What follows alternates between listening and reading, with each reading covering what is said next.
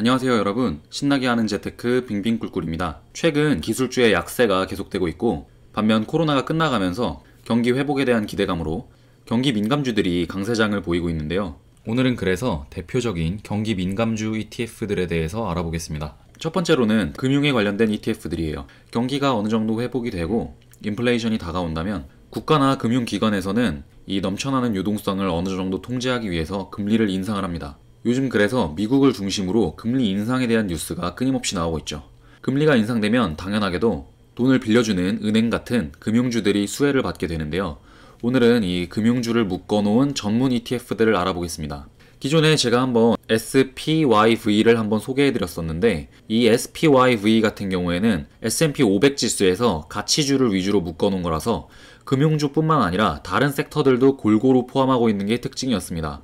하지만 보다 더 금융주 쪽에 집중하고 싶으신 분들을 위해서 오늘은 금융주 ETF 두 가지를 소개해 드릴 거고요. 여기 아래 보시면 이렇게 쫙 시가총액 기준으로 이제 정렬이 되어 있는데 여기서 오늘은 저희에게 아주 익숙한 스테이트 스트리트의 XLF와 뱅가드의 VFH를 비교해 보겠습니다.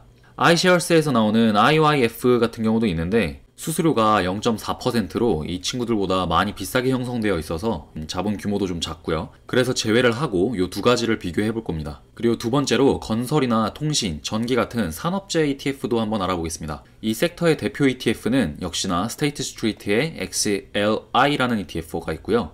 두 번째로는 뱅가드의 VIS라는 녀석이 있습니다. 여기 제트스 같은 경우에는 항공 ETF인데 저희가 지난 영상에서 함께 알아봤었죠. 그리고 역시 여기 IYJ라는 블랙락에서 운영하는 ETF가 있지만 이 친구 역시 수수료가 비싸게 형성이 되어 있기 때문에 오늘은 제외하고 스테이트 스트리트 vs 뱅가드의 양자 구도로 ETF 4가지를 한번 비교해 보겠습니다. 그러면 바로 표로 가시죠. 여기 두 가지가 산업재 섹터고요. 요 두 가지가 금융주입니다. 먼저 산업재 ETF부터 살펴볼게요. 운용사는 스테이트 스트리트 뱅가드, 자산 규모는 17.34빌리언, 4.33빌리언으로 XLI가 압도적으로 큽니다. 상장일은 98년도와 2004년이지만 차트상 거의 동일한 움직임을 보여주고 있기 때문에 큰 의미가 없고 수수료는 두 개가 거의 비슷하다고 보겠습니다. 배당률도 역시나 두 가지가 비슷하다고 할 수 있겠습니다.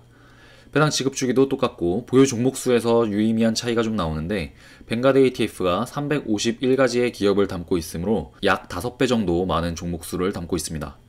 현재 주가는 94.42불 XLI, 182.37불 VIS로 XLI가 조금 더 접근성이 좋다고 하겠습니다.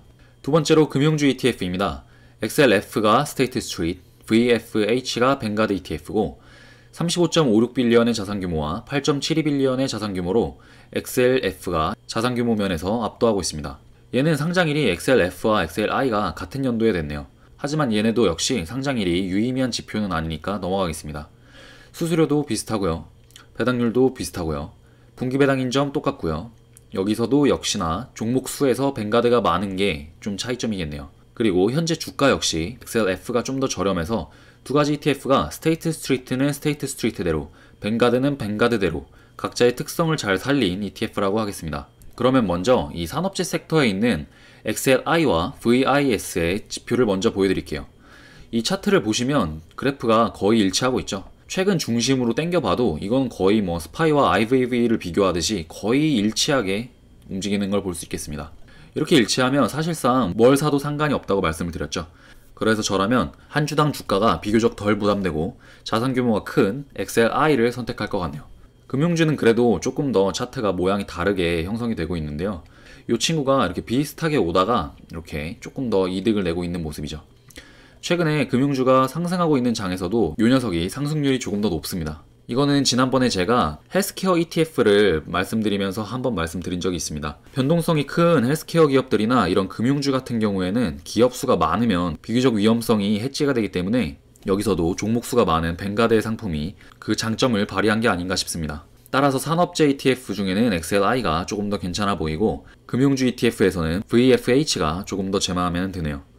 그러면 차트 자체가 굉장히 비슷했기 때문에 스테이트 스트리트의 ETF들을 중점적으로 해서 섹터 구성을 한번 보겠습니다. XLI, 그러니까 산업재 ETF고요. 기계장비, 항공화물, 항공우주, 그리고 방위, 산업, 이 4가지 섹터의 비중이 굉장히 높게 잡혀있는 걸 보실 수 있습니다. 그리고 구성하고 있는 기업을 보면 한이웰이라는 다국적 기업이 들어있는데 이 회사 같은 경우에는 의약품, 마스크부터 주택, 건설, 방위, 항공우주 등등 안 하는 게 없는 인더스트리얼 섹터의 가장 대표격인 기업이라고 할 수 있겠습니다. 유니언 퍼시픽이나 캐터필러, 제너럴 일렉트릭, 보잉 요런 기업들이 주로 포진돼 있고 여기 조금 특이하게 로키드 마틴이 들어있네요. 요거는 이제 미국의 전투기 만드는 회사인데 여기 이제 에어로스페이스 앤 디펜스, 방위산업 쪽의 섹터가 포함이 되겠죠.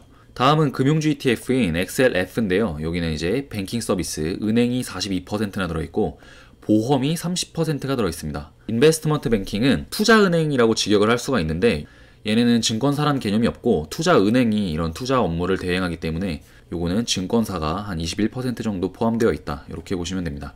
버크셔에서는 은행주가 아니라 투자주죠. 요런 게 이제 투자은행 쪽으로 빠지는 거고 JP모건 뭐 마찬가지고요. 뱅크 오브 아메리카가 이제 뱅킹 서비스에 들어갑니다. 웰스파고 역시 투자자문회사고요. 시티그룹 일반 은행입니다. 모건 스탠리 역시 투자은행이고요. 골드먼삭스, 블랙락, 찰스 수왑 이런 회사들 굉장히 익숙하죠.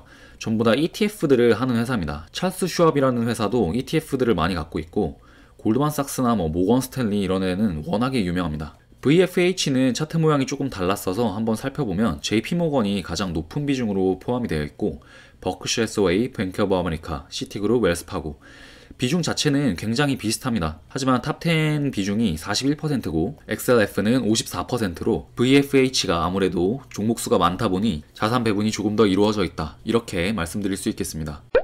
자, 이 산업 섹터도 그렇고 금융 섹터도 그렇고 최근 한 달 동안에 이제 차트를 좀 보시면 굉장히 많이 상승을 하고 있죠. 제 개인적인 의견이지만 아무래도 구글이나 애플처럼 대형 기술주들보다는 성장 가능성이 조금 떨어진다고 생각을 합니다. 그래서 물가 상승이나 경기 회복에 대한 효과가 언제까지 작용을 할지는 정확하지 않지만 기왕에 짧게 수익을 좀 올려보고 싶으신 분들은 이상한 잡주 들어가셔서 단타하지 마시고 이렇게 우량한 종목들을 담기도 했고 또 여러 가지 기업에 분산해서 투자를 한 상품이기 때문에 차라리 이런 걸로 들어가시는 게 훨씬 낫다고 말씀드리겠습니다. 뭐 개인마다 각자 투자에 대한 견해는 차이가 있으니까 그냥 제 의견으로 참고만 해주시고요. 오늘 제가 준비한 영상은 여기까지고 다음번에 조금 더 유익하고 재밌는 영상으로 찾아뵙겠습니다. 오늘도 시청해주셔서 정말 감사드립니다. 다음 영상에서 봬요.